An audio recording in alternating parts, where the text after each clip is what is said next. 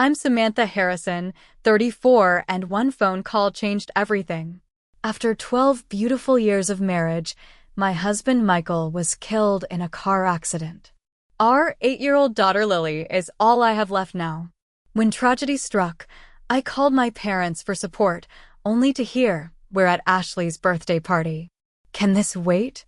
My sister's celebration apparently took precedence over my husband's death.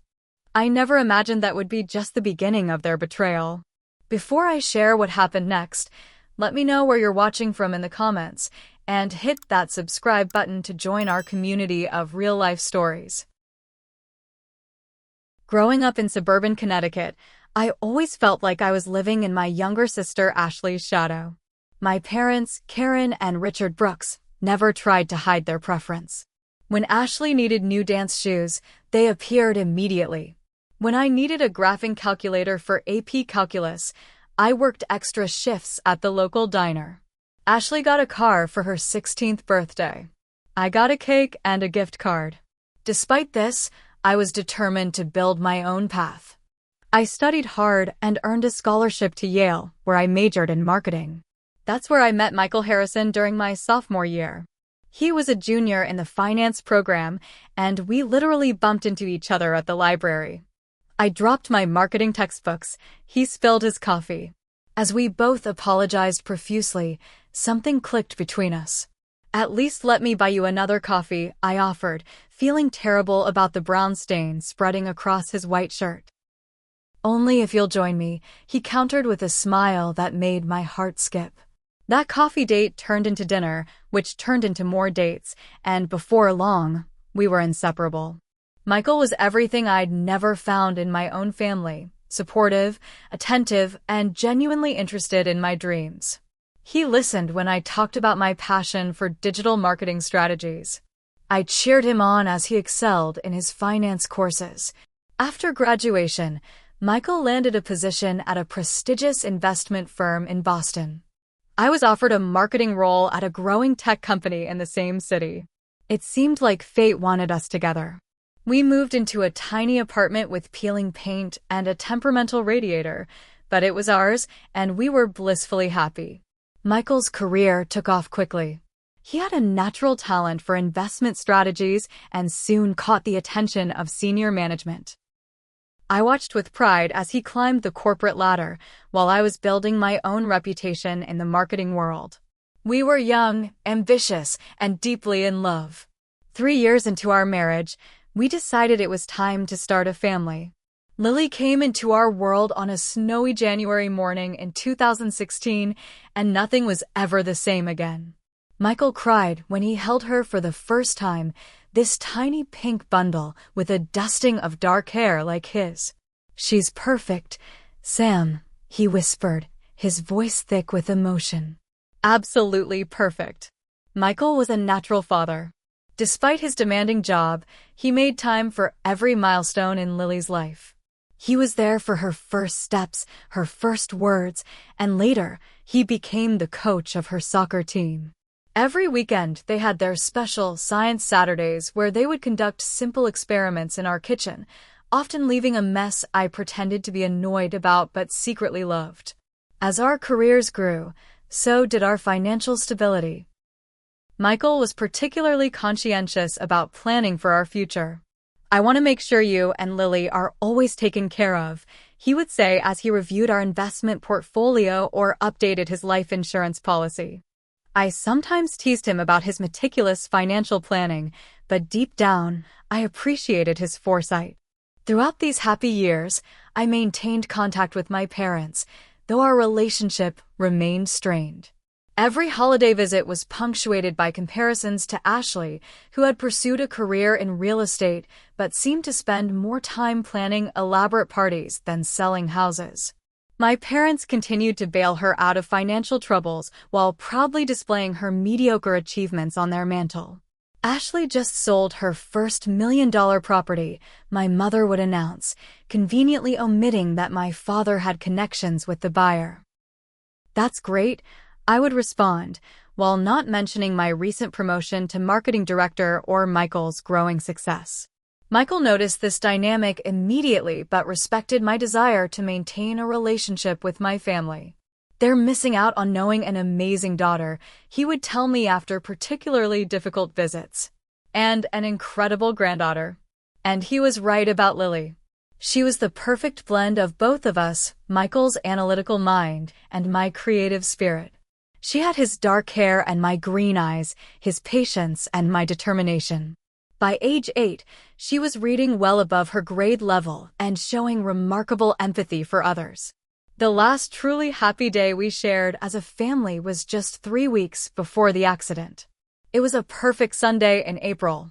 We took Lily to the Boston Public Garden, rode the swan boats, and had a picnic lunch under a blooming cherry tree. Michael had just learned he was being considered for a significant promotion, and we were celebrating quietly. "If this goes through," he said, watching Lily feed the ducks, "I think we should take that Disney World trip we've been talking about." Lily overheard and squealed with delight, jumping into his arms. "Promise, Daddy?" "Really promise." "Really promise, Princess," he said, holding her tight. "The 3 of us will have the best time ever." The night before his business trip to New York, we put Lily to bed together as always. After she fell asleep, we sat on our back deck with glasses of wine, planning our future. Michael talked about the college fund he was building for Lily, his hopes to take early retirement when she graduated high school so we could travel more. "You know what I love most about us, Sam?" he asked, taking my hand in his. "What's that?" "We built this life together, from nothing. No handouts, no shortcuts. Just us, working as a team." I leaned against his shoulder, breathing in the scent of his cologne, not knowing it would be the last time. I wouldn't have it any other way. If only I had known those were our final moments of peace before our world shattered, perhaps I would have said more, held him longer, memorized every detail of his face. But that's the cruelty of life. It rarely warns us when everything is about to change. The morning Michael left for his business trip started like any other Tuesday. Our alarm went off at 6 a.m., and I groaned as Michael slipped out of bed to shower. He always woke up more easily than I did. By the time I dragged myself to the kitchen, he had coffee brewing and was helping Lily with her breakfast. "Daddy's making Mickey Mouse pancakes," Lily announced, her mouth already sticky with syrup. "Is that so?" I smiled, accepting the mug of coffee Michael handed me. "Special occasion?" "Just trying to make sure my girls remember me while I'm gone," he winked. 2 whole days without my pancakes. How will you survive? I rolled my eyes affectionately. "I think we'll manage somehow." Michael's flight to New York was scheduled for 10:30 a.m. He insisted on driving himself to the airport, saying it was silly for me to take time off work for a short business trip. "I'll be back before you know it," he said, kissing me goodbye at the door. He knelt down to Lily's level. "Be good for Mom, okay, Princess? I'll call you tonight before bedtime. Bring me something from New York?" Lily asked hopefully. "Already planned on it," he promised, tapping her nose gently. Those ordinary words, casual, everyday phrases exchanged without thought, would replay in my mind for months afterward. The last things we ever said to each other. I was in a marketing meeting around 1:30 p.m. when my cell phone began vibrating repeatedly in my pocket. I excused myself when I saw it was a number I didn't recognize. "Mrs. Harrison?" a solemn voice asked when I answered. "This is Nurse Patel from Massachusetts General Hospital. Your husband has been in a car accident. You need to come immediately." The world tilted sideways. "Is he? How bad is it?" I managed to ask, my voice barely a whisper. The pause before she answered told me everything. "The doctors are doing everything they can, Mrs. Harrison. Please, come quickly." I don't remember leaving the office or the drive to the hospital. I only remember praying the same desperate prayer over and over. Please let him be alive. Please let him be alive. But he wasn't. By the time I reached the hospital, Michael had already been gone for 20 minutes.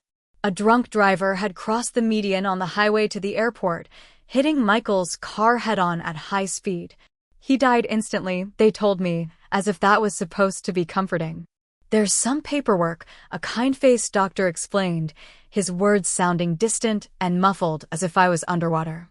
"And we'll need you to formally identify him when you're ready." Ready?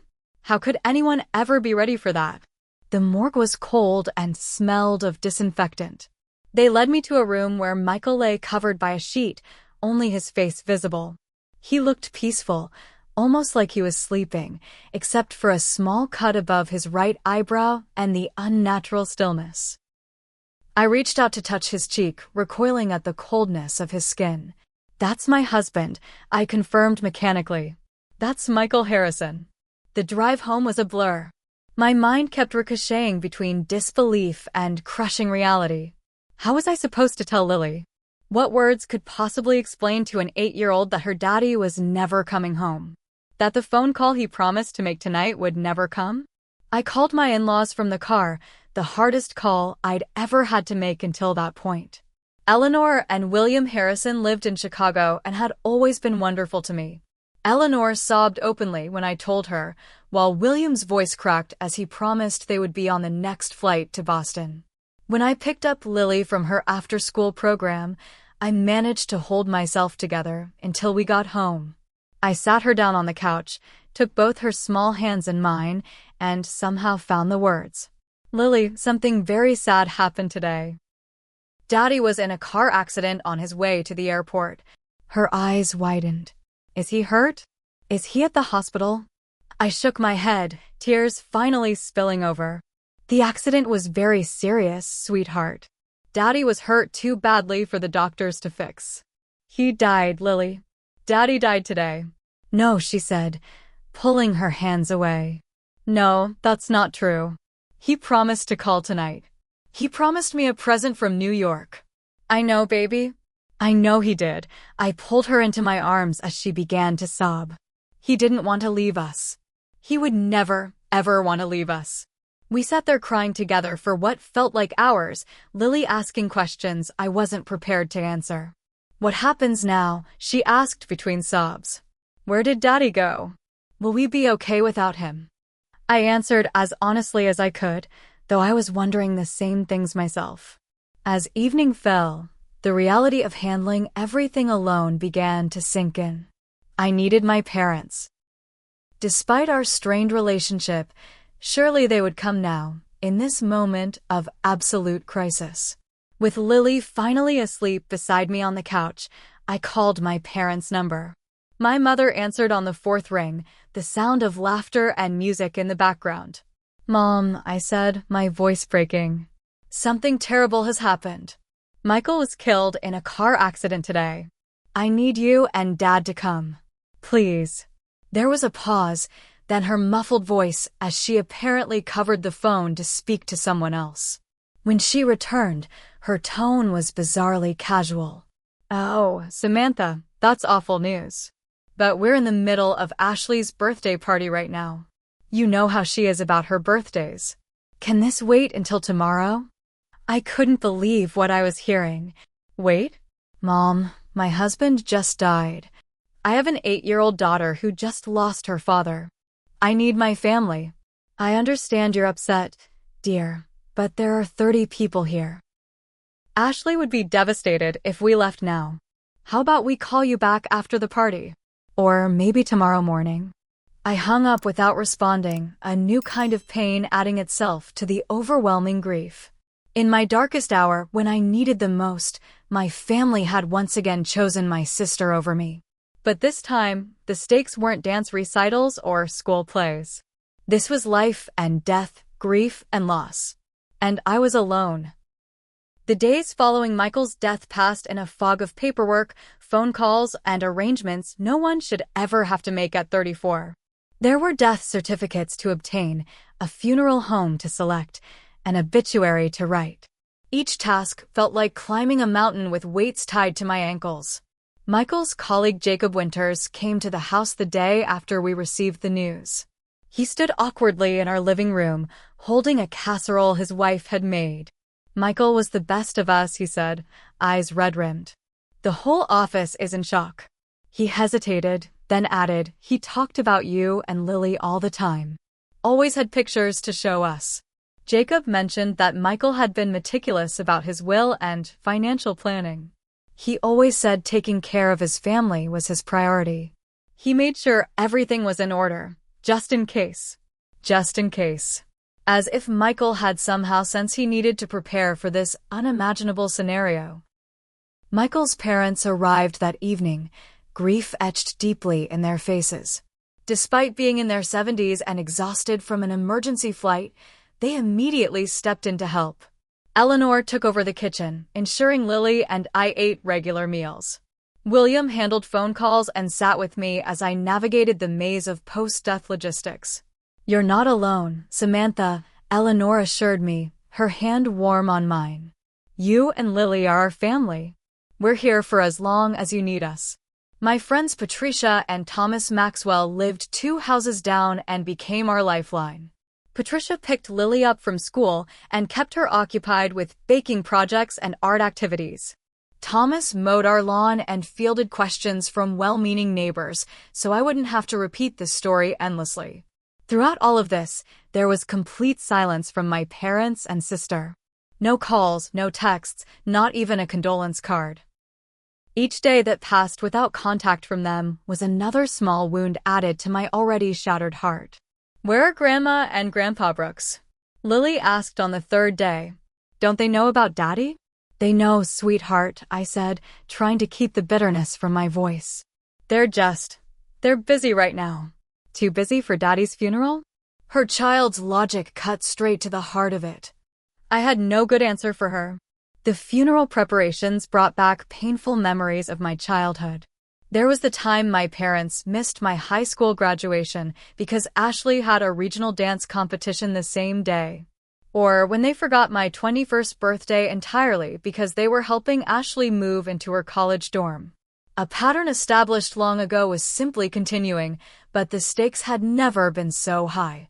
For days after Michael's death, I met with Franklin Weber, Michael's attorney. Franklin was a kind man in his 60s who had handled Michael's legal affairs for years. Michael was extraordinarily thorough, Franklin explained as he laid out documents on his desk. He updated his will annually and made sure every detail was addressed. The meeting revealed the extent of Michael's financial planning. There was a substantial life insurance policy, investment accounts, our home with only a small remaining mortgage, and various other assets.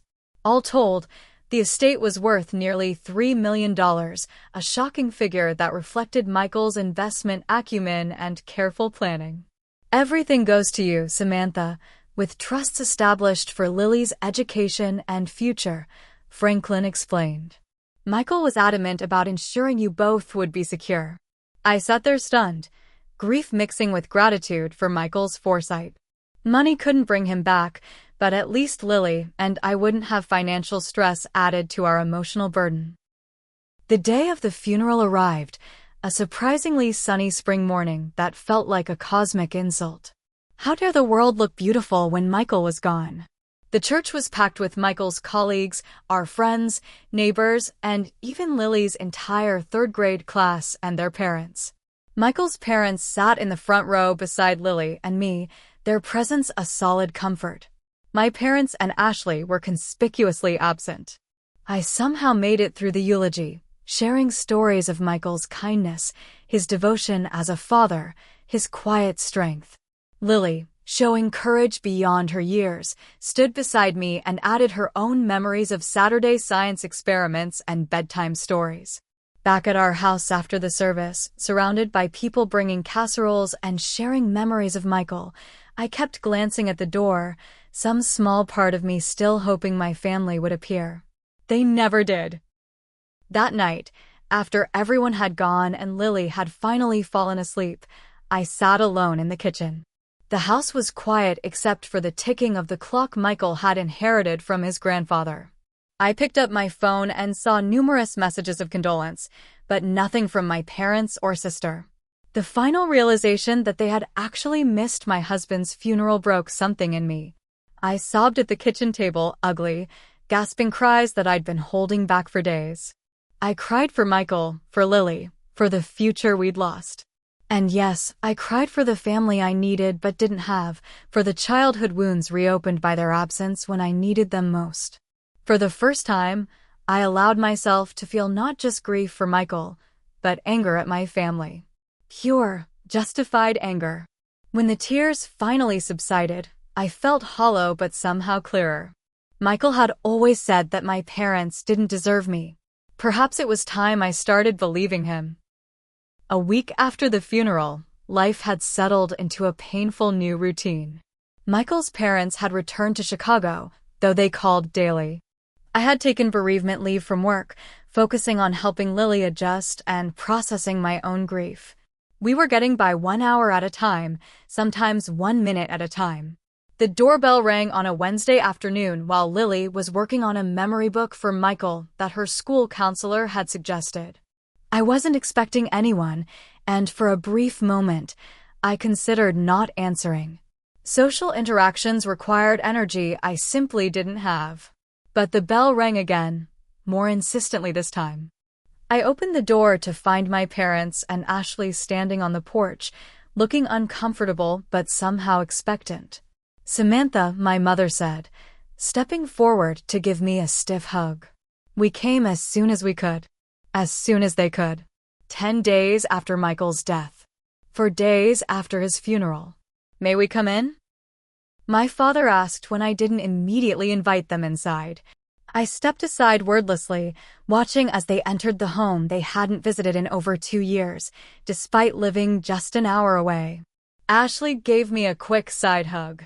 "So sorry about Michael," she said, her tone suggesting she was offering condolences to a distant acquaintance rather than her only sister who had just lost her husband.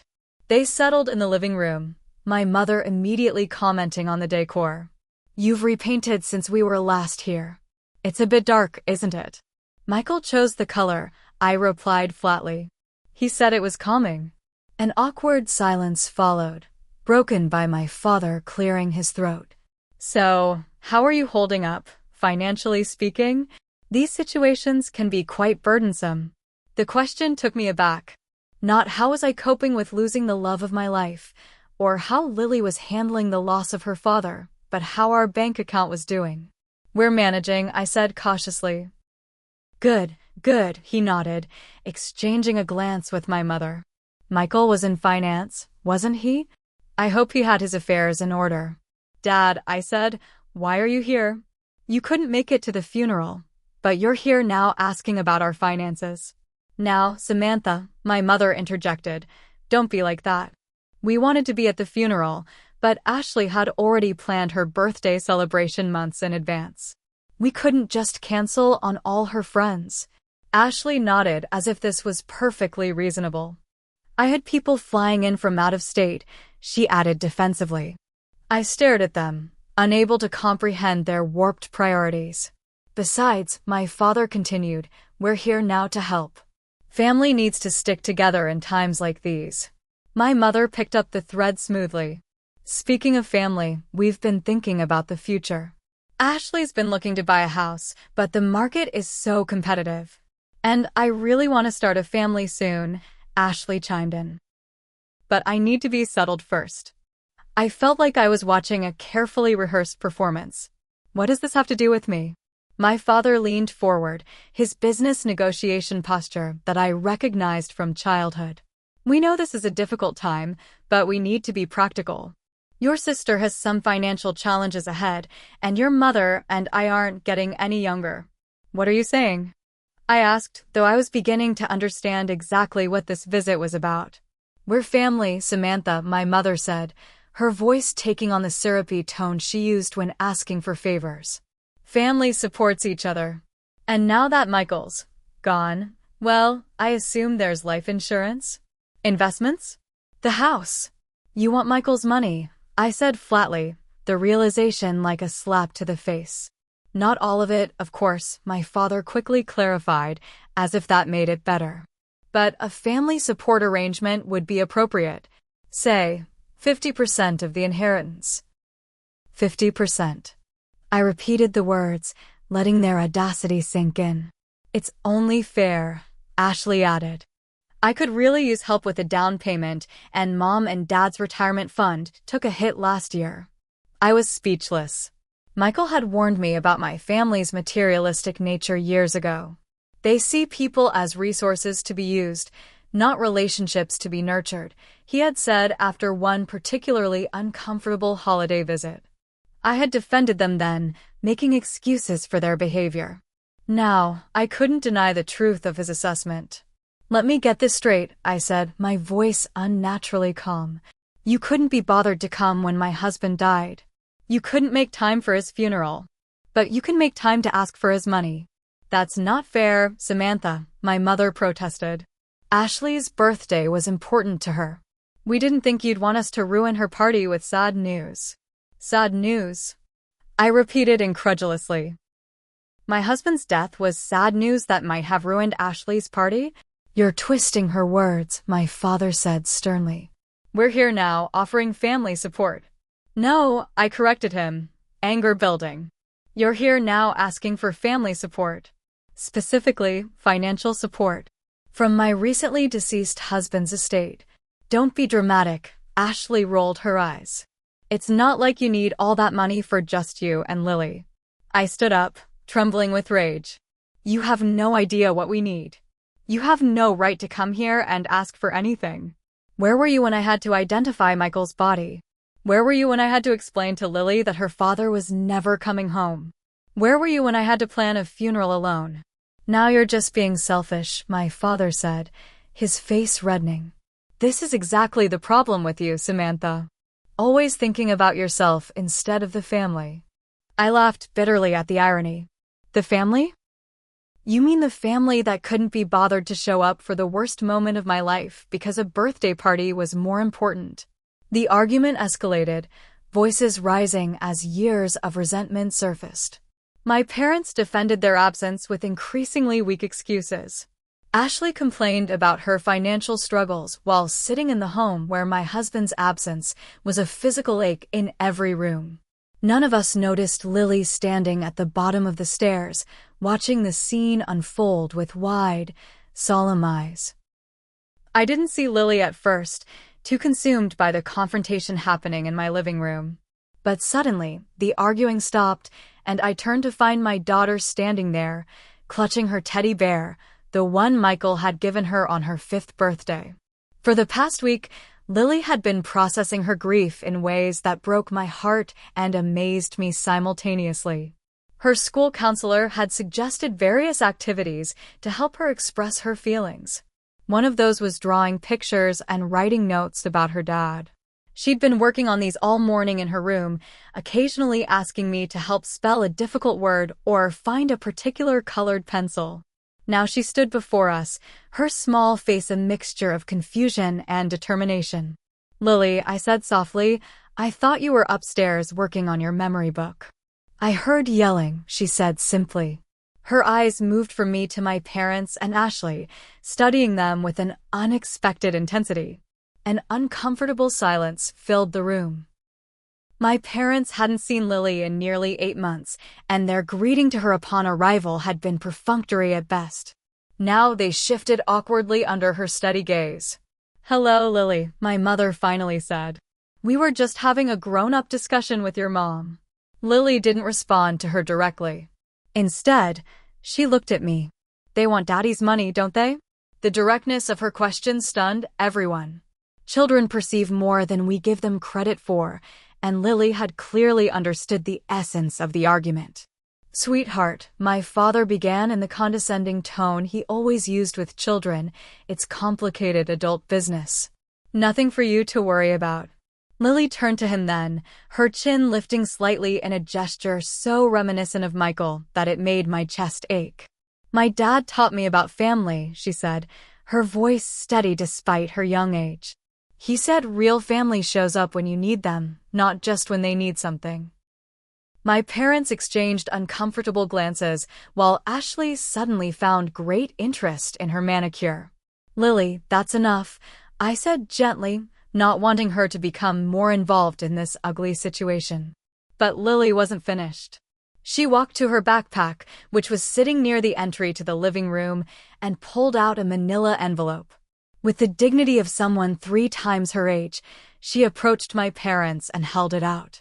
"Is this why you came?" she asked. "Dad taught me about inheritance too. He said it's what people leave behind to take care of the people they love." My father took the envelope with visible confusion. "What's this?" "Open it," Lily said, stepping back to stand beside me. With hesitant movements, my father opened the envelope and removed the contents. My mother and Ashley leaned closer to see. Inside were several items. A child's drawing of empty chairs at what was clearly meant to be the funeral, with Grandma and Grandpa and Aunt Ashley didn't come written in Lily's careful handwriting. There was also a calendar page for April with the funeral date circled in red. And finally, a piece of paper titled, "What Dad Taught Me About Love," with a list in Lily's handwriting. 1. Love means being there when it's hard, not just when it's fun. 2. Love is keeping promises. 3. Love is putting other people first sometimes. 4. Love means showing up. 5. Love isn't about money. 6. Love means saying sorry when you hurt people. 7. Love is forever even when someone dies. I watched as my parents' hands began to shake while reading this simple but profound list. The truth, laid bare through the eyes of an 8-year-old who had lost her father but retained his wisdom. My mother started, then stopped, apparently at a loss for words. "Lily, sweetie, we didn't mean." My father attempted, but his explanation withered under Lily's steady gaze. "Mom cried every night," Lily continued, her voice wavering slightly for the first time. "She needed you. I needed you. But you were at a birthday party." Ashley had the grace to look ashamed, at least. My parents continued to stare at the papers in their hands, confronted with the reality of their actions reflected through a child's honest perspective. In that moment, I felt a strength surge through me, not from anger, but from love. Love for my daughter, who somehow understood what truly mattered. Love for Michael, who had taught her these values. And yes, even love for myself, finally recognizing that I deserved better than what my family had offered. "I think it's time for you to leave," I said quietly but firmly.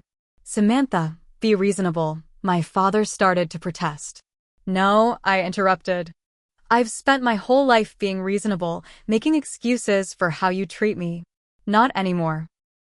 My husband is gone, and my daughter needs me to be strong now. Strong enough to stand up to people who don't respect us, even family." "You can't just cut us off," my mother said, her tone shifting from defensive to worried. "We're your parents." "Yes, you are," I acknowledged. "And when I'm ready, if I'm ever ready, we can talk about what that means going forward. But not today, and certainly not about Michael's money."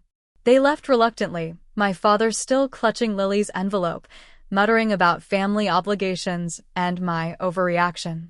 Ashley followed them without meeting my eyes. When the door closed behind them, I knelt down to Lily's level and wrapped my arms around her. "That was very brave," I told her, my voice thick with emotion. "Daddy would be so proud of you." "I miss him so much, Mom," she whispered against my shoulder. "I know, baby. I miss him too. But we have each other, and we have the love he gave us. That's what real family is about." We stood there together, mother and daughter, grieving but somehow stronger. In her innocent wisdom, Lily had given me the courage I had lacked for decades, the courage to demand respect and set boundaries with my family of origin. It wasn't the family I had always wished for, but in that moment, our little family of 2 felt more whole than I had ever experienced with my parents and sister. The aftermath of asking my parents to leave was both liberating and terrifying. They didn't go quietly, of course. My father insisted they had every right to be part of decisions about Michael's estate, while my mother cycled between tearful guilt trips and cold indignation. I remained firm, showing them to the door and closing it decisively behind them.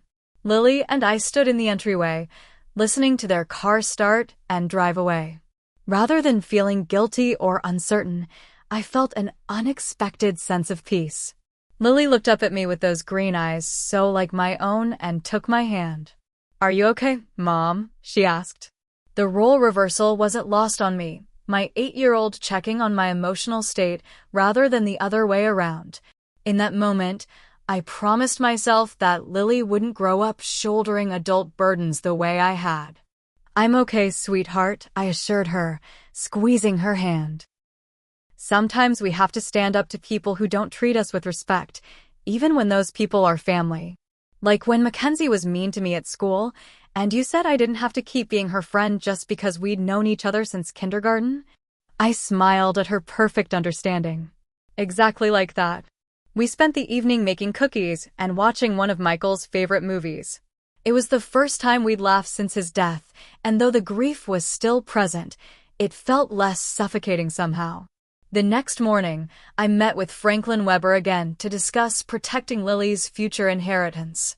Michael had already established a trust for her college education and early adulthood, but given my family's recent behavior, I wanted additional safeguards. "I can add provisions to ensure the assets remain protected," Franklin assured me. Michael was quite clear about his wishes. The money was for you and Lily, no one else. As we were finalizing the paperwork, my phone rang. It was Ashley. I hesitated before answering. "How dare you humiliate us like that?" she hissed without preamble. "Do you have any idea what you've done?" "Hello to you too, Ashley," I replied calmly. "Mom hasn't stopped crying, and Dad is talking about changing their will to cut you out completely," she continued. "All because you're being selfish about Michael's money." The pieces suddenly clicked into place. "You've already discussed how to spend Michael's money, haven't you? The three of you made plans for it before you even came to see me." Her momentary silence confirmed my suspicion. "It wasn't like that," she finally said, though her defensive tone suggested otherwise. "We just talked about how this could be an opportunity to help the whole family." "An opportunity," I repeated, the word tasting bitter. "My husband's death was an opportunity for you? That's not what I meant." God, you always twist everything. "The point is, you've cut us off from what should be a family resource." "Ashley," I said, keeping my voice steady, "Michael worked hard for everything he had. He planned carefully to take care of his wife and daughter. His money isn't a family resource, it's Lily's future." "So that's it? You're just going to keep everything for yourselves?" "Yes," I said simply. "That's exactly what I'm going to do. Goodbye, Ashley." Over the next few weeks, my parents' attempts at contact ranged from angry voicemails demanding their share to guilt-laden texts about how I was tearing the family apart. I saved them all but responded to none. Instead, I focused on helping Lily and myself heal. Michael's parents proved to be the family support we truly needed. Despite their own grief, Eleanor and William called daily and visited monthly. Eleanor shared stories of Michael as a child. His science fair disasters, his determination to learn to play guitar despite having no musical talent, his first failed investment in baseball cards. "He worried about your family, you know," Eleanor confided during one visit. "He told William that he thought your parents might try to take advantage of you if anything happened to him. That's why he was so meticulous with his will and trusts." "He knew them better than I did," I admitted. "No, dear," she corrected gently. "You knew exactly who they were. You just wanted them to be different." She was right, of course. I had spent decades making excuses for my parents' behavior, hoping that someday they would become the loving, supportive family I craved. Michael's death had finally forced me to see the truth. The first holidays without Michael were excruciating. Thanksgiving, which had always been his favorite, felt hollow despite our attempts to honor his traditions. Christmas morning without him watching Lily open presents left me crying in the bathroom while Lily played with her gifts in the living room. But there were moments of unexpected joy too.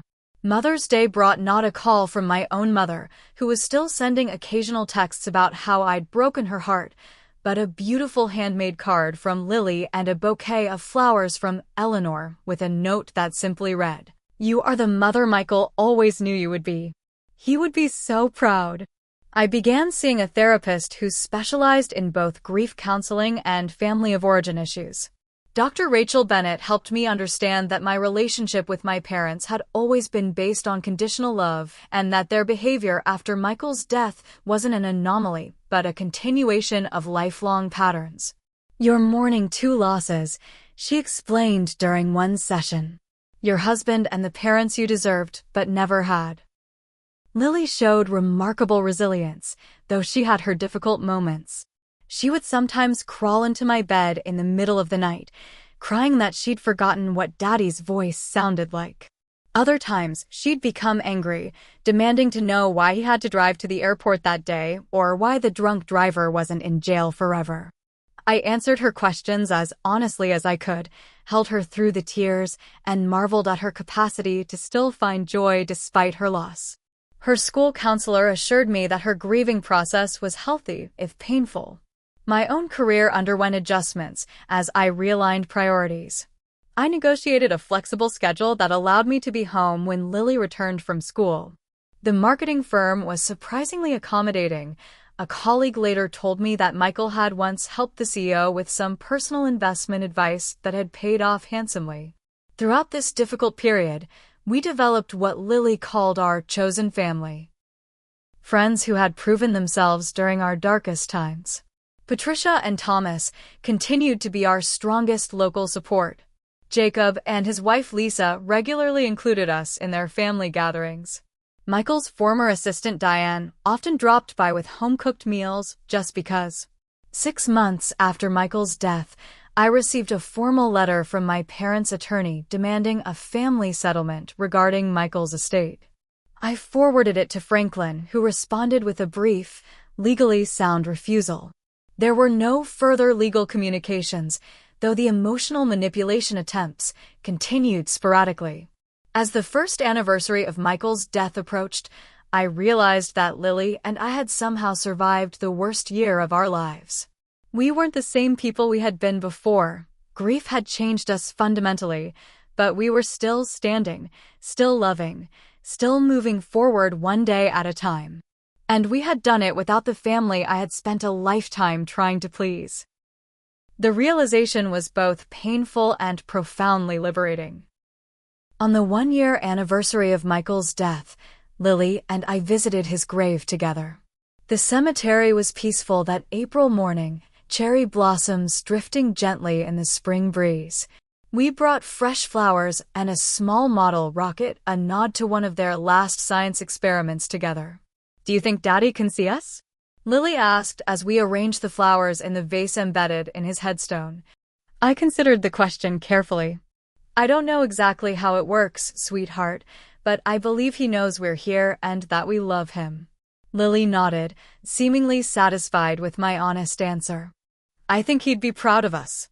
We've been really brave, haven't we?" "So brave," I agreed, tears welling in my eyes. "Daddy always said you were the bravest person he knew, even braver than him." "He was pretty brave too," she said, running her fingers over the engraved letters of his name. "Remember when he killed that really big spider in the bathroom and he was actually super scared of spiders?" I laughed through my tears. "He was terrified. But he didn't want you to know." We sat there sharing memories, the painful edge of grief still present, but somehow softer than it had been. Grief, I was learning, doesn't ever truly go away. It just changes shape, becomes something you carry rather than something that crushes you. In the years since Michael's death, we had found ways to keep his memory alive in our daily routines. We still had science Saturdays, though my experiments never turned out quite as well as his.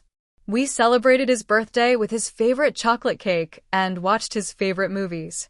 Lily kept a journal where she wrote letters to him about her day, a suggestion from her counselor that had proven therapeutic. Michael's financial planning had indeed ensured our security. I had maintained his investment strategy with help from his trusted colleague Jacob, who had become a friend and occasional financial advisor. The college fund for Lily continued to grow. I had made a substantial donation to a foundation focused on preventing drunk driving, and we had done some modest renovations to the house, updating Michael's home office into a cozy reading room where Lily and I often spent evenings together. Contact with my family remained limited. After months of emotional manipulation attempts, I had finally written them a letter establishing clear boundaries. I explained that I was open to rebuilding our relationship, but only if they could respect my decisions regarding Michael's estate and acknowledge the hurt their absence had caused during our time of grief. Their response had been a half-hearted attempt at reconciliation that still included subtle references to financial family support. I had arranged one dinner at a neutral restaurant 6 months ago, but it had gone poorly when my father had brought up inheritance planning before we'd even ordered appetizers. I had paid the bill and left, understanding that some relationships cannot be forced into health. Surprisingly, Ashley had reached out independently 2 months ago with what seemed like a genuine apology. "I've been thinking a lot about what Lily said that day," she wrote. "About what real family means. I didn't show up for you when it mattered, and I'm truly sorry." We had met for coffee once since then, a cautious, awkward conversation that nonetheless held a tiny seed of possibility. My relationship with Eleanor and William Harrison had deepened into something beautiful. They had become the parents I had always needed, offering unconditional love, respect for my decisions, and genuine delight in their granddaughter. They had recently moved to a retirement community just outside Boston to be closer to us, a decision that brought comfort to all three of us. As for my personal life, I had recently begun spending time with James Peterson, the father of one of Lily's classmates. He was a widower who had lost his wife to cancer 3 years earlier and understood the complex journey of grief in a way few others could. We were taking things very slowly, just friendship for now, but his kind presence in our lives was a reminder that the heart's capacity for connection remains even after devastating loss. "Mom," Lily said, interrupting my thoughts as we sat by Michael's grave, "can we finally go to Disney World? Like Dad promised." The question caught me by surprise. "You want to go?" She nodded solemnly. "I think Daddy would want us to. He really, really wanted to take us." "Then yes," I decided in that moment. "We'll go this summer. We'll take lots of pictures to show him when we come back here." Her smile was like sunshine breaking through clouds. When we returned home that afternoon, I went to Michael's reading room and opened the small wooden box where I kept some of his personal items. Among them was a sealed envelope I had found in his desk after the funeral, labeled simply, "If something happens to me." I had been unable to open it for months, but today felt right. Inside was a letter written in his familiar handwriting. "My dearest Sam, asterisk. If you're reading this, something has happened to me, and I'm so sorry for that. I hope I live to be 90 and we grew old together, but if not, there are things I need you to know. Asterisk. First, being your husband has been the greatest joy of my life. You and Lily are everything to me, and whatever happens, know that I loved you both completely. Asterisk. Second, I've tried to make sure you'll be financially secure. Trust Franklin, he knows all my plans and will help you navigate everything. Asterisk. Third, and this is important, Sam. Don't let your family take advantage of you if I'm gone. I know you love them and want their approval, but you deserve better than what they give you. You are strong, capable, and worthy of respect. Don't accept less, especially not from family. Asterisk. Finally, when the time is right, be open to joy again. I don't want you to be alone forever. You have too much love to give. Asterisk. Tell Lily about me. Tell her I loved watching her grow, and that my only regret is not being there to see the amazing woman she'll become. But I know she'll be incredible because she has you as her mother. Asterisk. All my love, forever. Asterisk. Michael. Asterisk. I held the letter to my chest, tears streaming down my face. Even in death, he was still taking care of us, still loving us, still seeing me more clearly than I saw myself. In that moment, I realized that I was stronger than I had ever believed possible. Michael had known it all along. The past year had been a crucible, burning away illusions and leaving behind what truly mattered. I had lost my husband, confronted the truth about my family of origin, and somehow found the courage to build a life centered on authentic love rather than desperate approval-seeking. The journey wasn't over. Grief would always be a companion, and there would be more difficult days ahead. But sitting there with Michael's letter in my hands, I felt something I hadn't expected to feel again. Hope. Mom? Lily called from downstairs. Can we have pizza for dinner? And can I show you the new science experiment I found online? Coming, sweetheart, I called back, carefully returning the letter to its box.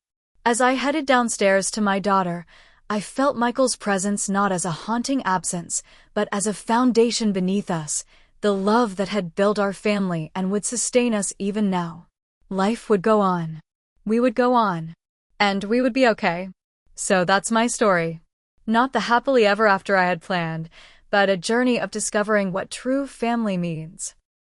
If you're facing family betrayal during grief, know that you're not alone. Setting boundaries isn't selfish, it's necessary for healing. Have you ever had to stand up to family during a difficult time? Share your experience in the comments below. And if this story resonated with you, please like, subscribe, and share it with someone who might need to hear it. Thank you for listening, and remember, sometimes the family we choose is more precious than the family we're born into.